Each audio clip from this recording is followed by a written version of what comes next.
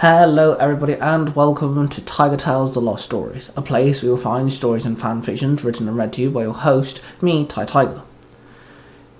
This channel specifically is a place where you'll find first-person perspective storylines, and I try my best to take a big twist on the term fanfictions.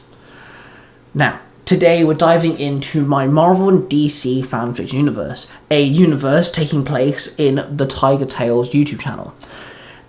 On that channel, you'll find storylines Marvel and DC related, and it's one big universe where I've combined Marvel and DC together in a very unique way, and all the stories are connected somehow, and there's a playlist for you with all the stories in chronological order, so you can kind of listen to it in the order that it's supposed to be listened to.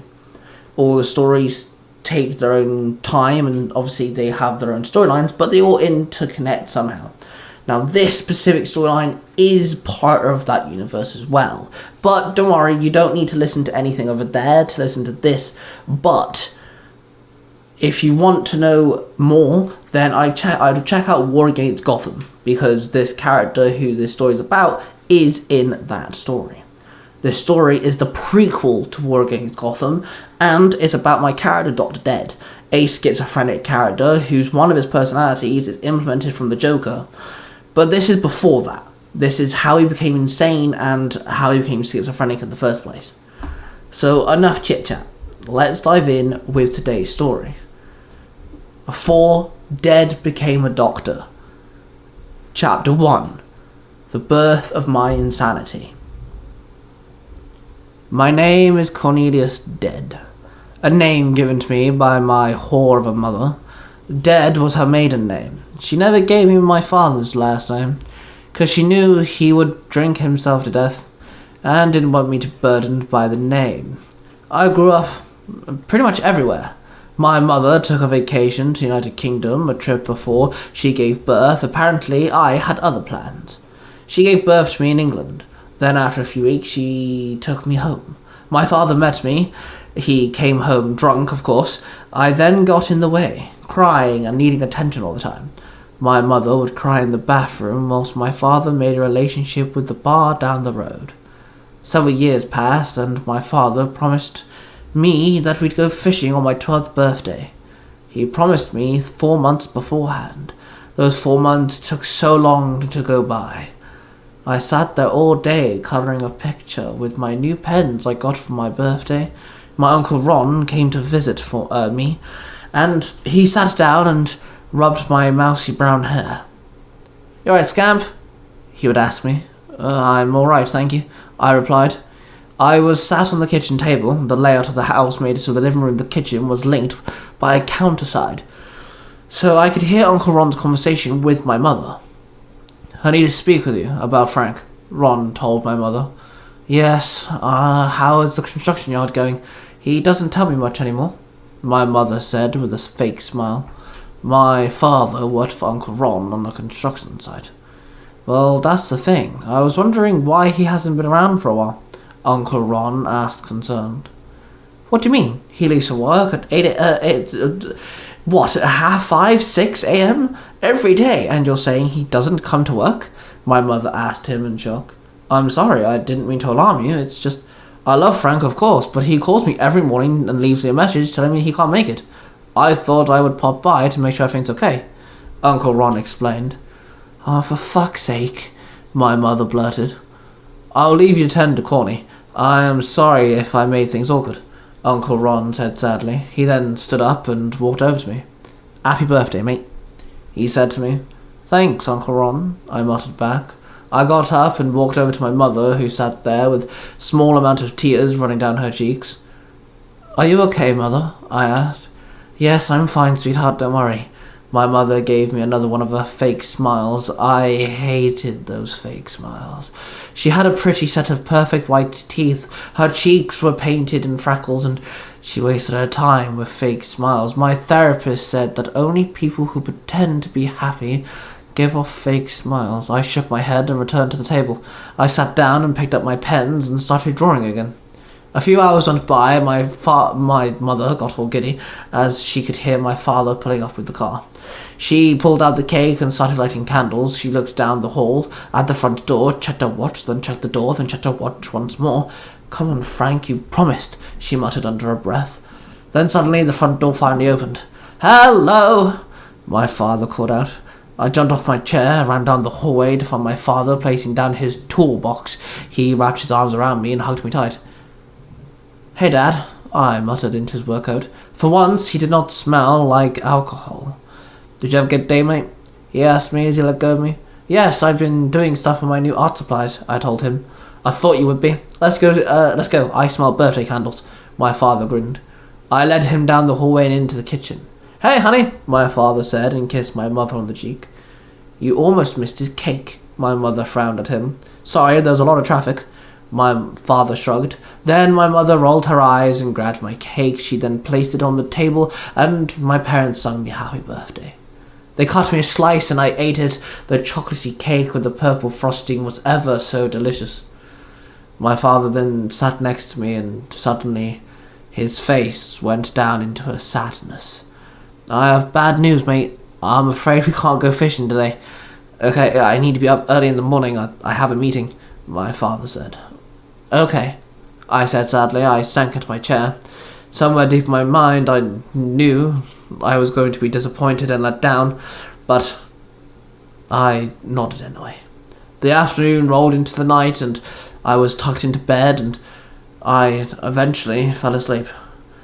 But before sleep alerted me, my mother said, "You start school on Monday, so let's not have any more bullying or mocking or starting fires again, okay?" My mother said sternly. "Yes, mother," I sighed. She was right, though. I have been a pain in everyone and every teacher's neck. I would purposely cause issues, and I have started fights before, and I like burning stuff. But, of course, these are all things I could have sorted out. Her words lured me in my dream.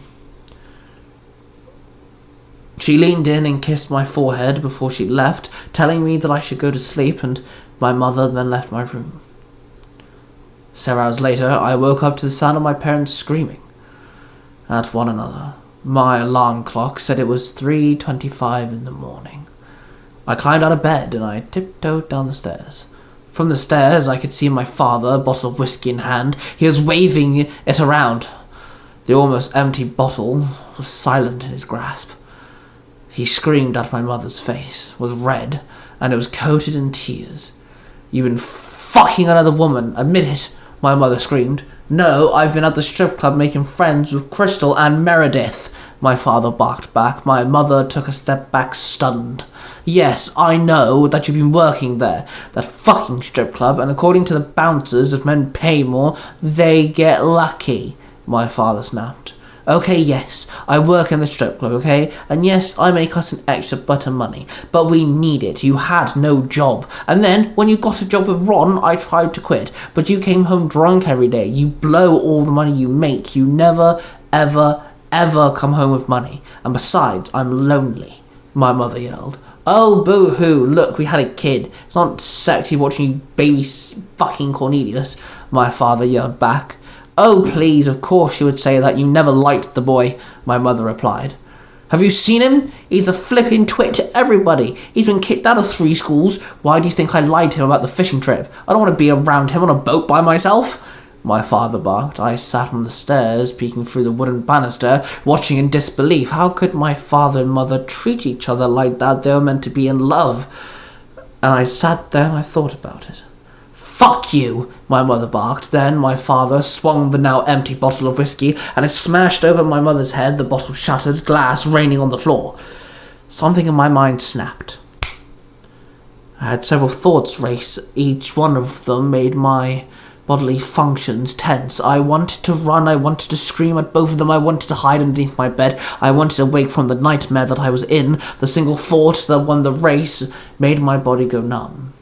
I tried to argue with myself. I tried to argue with the thought that played in my brain, but instead of calling it a crazy idea, I followed it. I tiptoed down the stairs, making sure to hop off the second to last step, because the bottom one was creaky. I tiptoed to the front door. Next to it was my father's toolbox. I opened it ever so quietly, and I pulled out my father's crowbar and wrench.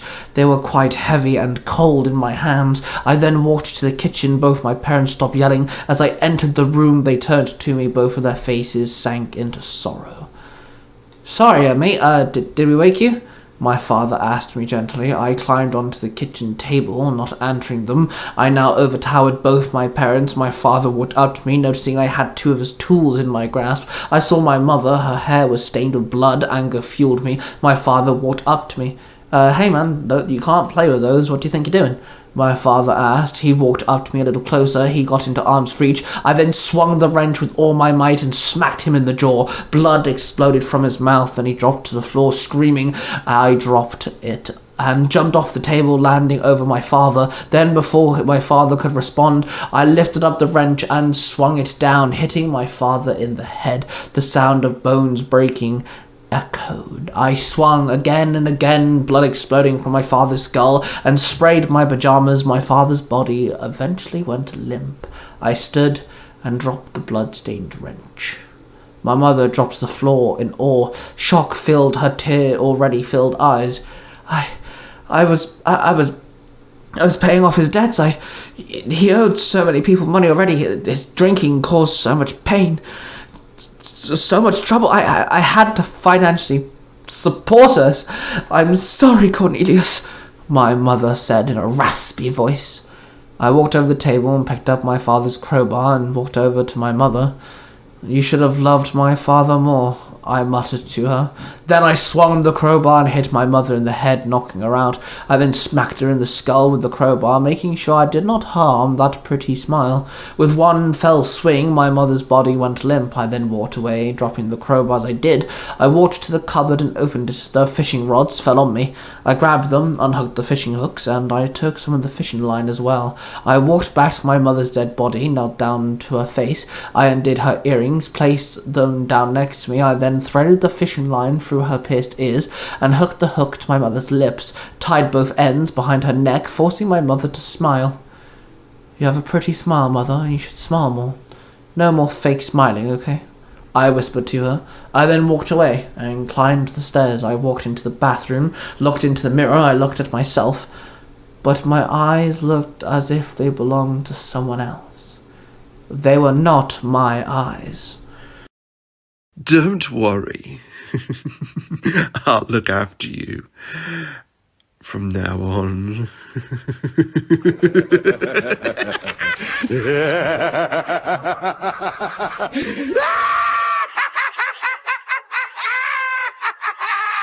A voice said to me in my head.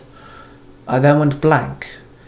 My body moved on its own, but it was like someone else was in control. I let whoever was in control let my body run.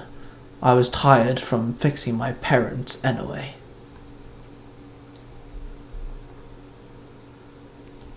And there you have it, guys. The first chapter to be before Dead became a doctor. Now again, this is a prequel story to War Against Gotham, a storyline on the Tiger Tales channel. So you might want to go check that out if you want to see the end result. But this is the build-up to that amazing character, which I love to write.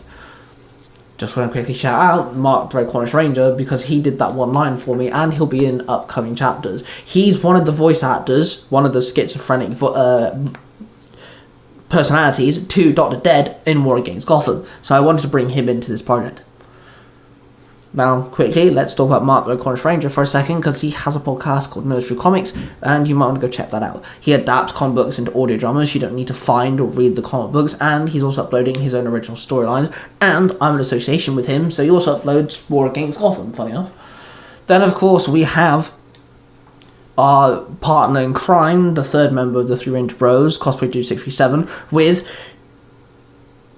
his three podcasts. We've got Storytime, Power Rangers Universe 19, and Sailor Moon E, which, of course, is where he uploads stories, just like what I'm doing here. He's also got a YouTube channel called Nostalgia Time, which he uploads different stories to, so you might want to check all them out. We're in association to Zero to Hero, so please go check them out too. That's a podcast where Billy and Jim, the Bulk and Scholar podcasting, are actually bumbling buffoons, but they do deliver fantastic podcast episodes every single week, so you might want to go check them out too.